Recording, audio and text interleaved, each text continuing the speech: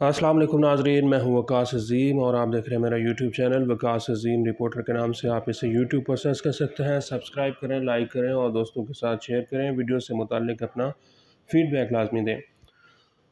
दोस्तों, आपसे थोड़ी देर पहले वफाकी वज़ीर ख़ज़ाना मोहम्मद औरंगज़ेब ने अमरीका के सफ़ीर पाकिस्तान में जो सफ़ीर हैं डोनाल्ड बनूम, उनसे मुलाकात की है और पाकिस्तान की मईशत से मुताल्लिक़ उन्होंने बातें की हैं।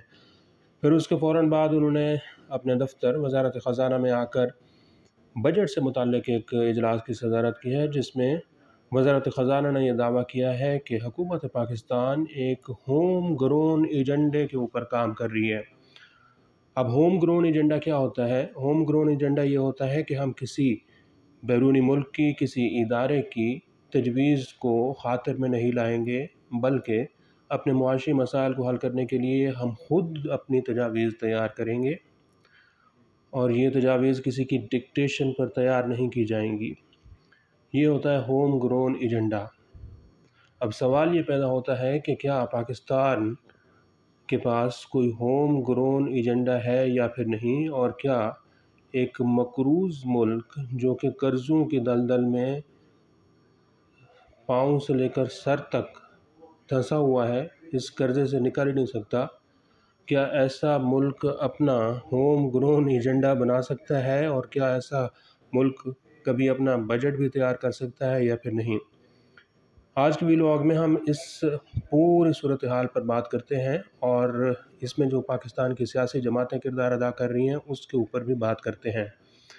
तो पाकिस्तान मुस्लिम लीग नून की जो मरकज़ी क़यादत है वो इस वक्त लाहौर में मौजूद है और पाकिस्तान मुस्लिम लीग नून की मरकज़ी मजलिस आमला का इजलास भी कल लाहौर में तलब किया जा रहा है, जिसमें नवाज़ शरीफ को मुस्लिम लीग नून का सदर बनाया जाएगा और फिर मुस्लिम लीग नून के सदर नवाज़ शरीफ एक अपना ख़िताब भी करेंगे। चूँकि पाकिस्तान में इस वक्त बजट साज़ी का अमल जारी है और वज़ारत ख़ज़ाना भी इसमें मसरूफ़ है और पाकिस्तान की सियासी जमातें जो हैं वो इस वक्त सिर्फ़ और सिर्फ ये देख रही हैं कि उन्होंने अपने इक़्तिदार को किस तरह तूल देना है। पाकिस्तान पीपल्स पार्टी की जो क़यादत है वो इस वक्त बिल्कुल मंज़र से गायब दिखाई दे रही है। सदर मुमलिकत आसिफ अली ज़रदारी गुज़िस्ता एक हफ़्ते से निजी दौरे पर अबू धाबी में मौजूद हैं और चेयरमैन पाकिस्तान पीपल्स पार्टी बिलावल भुट्टो ज़रदारी जो हैं वो सियासी मंज़र से गायब दिखाई दे रहे हैं।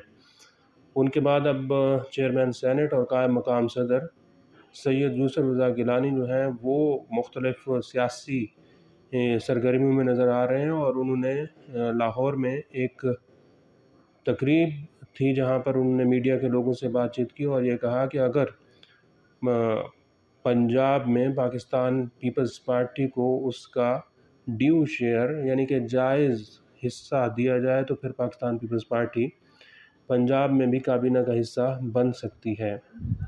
इधर इस्लामाबाद में पाकिस्तान पीपल्स पार्टी के एक वफ़द ने वज़ीर आज़म शहबाज शरीफ से मुलाकात की और उनको ये कहा है कि हमने जो आइनी और रियासती ओहदे हैं वो तो हमने हासिल कर लिए हैं, लेकिन अब पार्लियामेंट के अंदर जो हमारी कमेटियां हैं उनकी तादाद भी हमारे हिस्से से ज़्यादा दी जाए और सिंध के जो माली मसाइल हैं उसके ऊपर भी गुफ्तगू की है।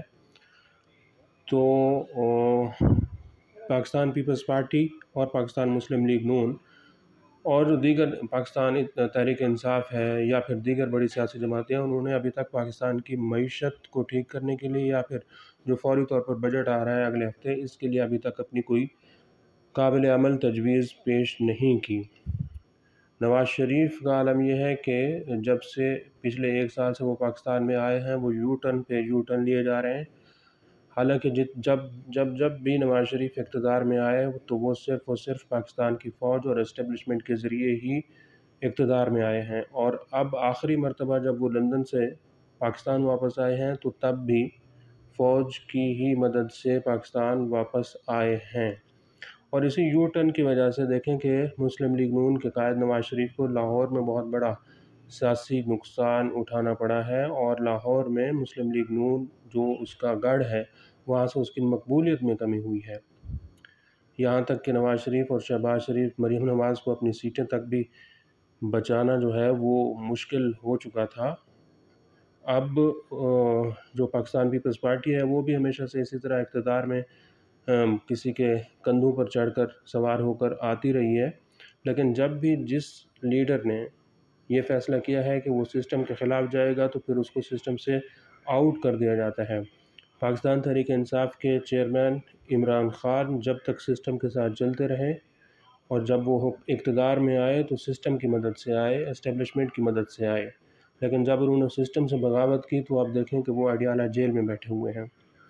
اب آئی ایم ایف کا مشن جو ہے وہ پاکستان سے واپس چلا گیا ہے۔ آئی ایم ایف نے کوئی پاکستان کے ساتھ ڈیل نہیں کی، بلکہ انتہائی سخت اپنی شرائط رکھی ہیں، اور اب نہ وزیر اعظم کو سمجھ آ رہی ہے کہ ان شرائط کے اوپر کیسے عمل درآمد کیا جائے گا، اور نہ ہی وزیر خزانہ کو یہ سمجھ آ رہی ہے کہ ہوم گرون ایجنڈا لے کر جانا ہے یا پھر آئی ایم ایف کی شرائط کے اوپر عمل درآمد کرنا ہے۔ یقیناً پاکستان کو آئی ایم ایف کی شرائط کے اوپر عمل درآمد کرنا ہوگا، کیونکہ اس کے علاوہ کوئی چارہ نہیں ہے۔ پاکستان کی آمدنی جتنی ہے وہ ساری کی ساری قرضوں اور سود کی ادائیگی میں واپس جا رہی ہے۔ پاکستان کو چلانے کے لیے، لوگوں کو پینشن ادا کرنے کے لیے، قرضے کوئی واپسی کے لیے پاکستان کے پاس کوئی پلان نہیں ہے۔ ایسے میں ہوم گرون ایجنڈا کیا ہو سکتا ہے؟ کوئی ہوم گرون ایجنڈا نہیں ہو سکتا، صرف اور صرف آئی ایم ایف کی شرائط ہوں گی، اور آئی ایم ایف کی شرائط کے مطابق پاکستان میں بجلی اور جو گیس کی قیمتیں ہیں یہ انتہائی مہنگی ہوتی جائیں گی۔ یہی ہوم گرون ایجنڈا ہے کہ پاکستان میں آپ لوگوں کے اوپر ٹیکسز بڑھاتے جائیں، بجلی اور گیس کی قیمتوں میں اضافہ کرتے جائیں۔ نہ تو پاکستان تحریک انصاف بجٹ کی تجاویز دے رہی ہے، نہ نون لیگ دے رہی ہے، اور نہ ہی پاکستان پیپلز پارٹی دے رہی ہے۔ جو ہمارے ہمسایہ ممالک ہیں وہ بھی اس میں کوئی خاطر خواہ پاکستان کی اس وقت مدد کرنے کے لیے تیار نہیں ہیں۔ وہ پہلے یہ دیکھیں گے کہ حکومت پاکستان آئی ایم ایف کے اس چنگل کے اندر پھنس جائے، آئی ایم ایف کے ساتھ ایک پروگرام کر لے، پھر پاکستان کے حکمران ہمارے پاس آئیں اور ہم سے یہ دوبارہ یقین دہانی کرائیں کہ ہم سے وہ کتنا امداد لیں گے، کتنا قرضہ لیں گے۔ چائنا اور پاکستان کی جو صورتحال ہے اس وقت، چائنا نے اپنے پاکستان کے اندر جو ترقیاتی پروجیکٹ تھے اس کے اندر فنڈنگ بہت زیادہ کم کر دی ہے۔ وزیر اعظم چین کا بھی دورہ کرنے جا رہے ہیں، لیکن چین جو ہے وہ اس وقت پاکستان کی کوئی بہت بڑی مالی مدد کرنے کے لیے تیار نہیں ہے۔ اس صورتحال کے اندر حکومت پاکستان کو اور پاکستان کے حکمرانوں کو بیٹھنا ہوگا اور کچھ ایسی تجاویز سامنے لانی ہوں گی جس سے عوام کو کوئی ریلیف مل سکے اور پاکستان اس معاشی دلدل سے باہر آ سکے، سوائے بھڑک بازی کے بیانات دینے سے کہ ہم نے کچکول توڑ دیا، کچکول ہم نہیں اٹھائیں گے۔ اس طرح بھڑک بازی کی بجائے کوئی قابل عمل تجاویز لے کر آئیں جس سے لوگوں کو پتہ چل سکے کہ پاکستان کی معیشت کیسے ٹھیک ہوگی۔ آج کے لیے اتنا ہی۔ اس ویڈیو کو آپ کمنٹ سیکشن میں جا کر لائک کر سکتے ہیں اور اپنی رائے کا بھی اظہار کر سکتے ہیں۔ بہت بہت شکریہ۔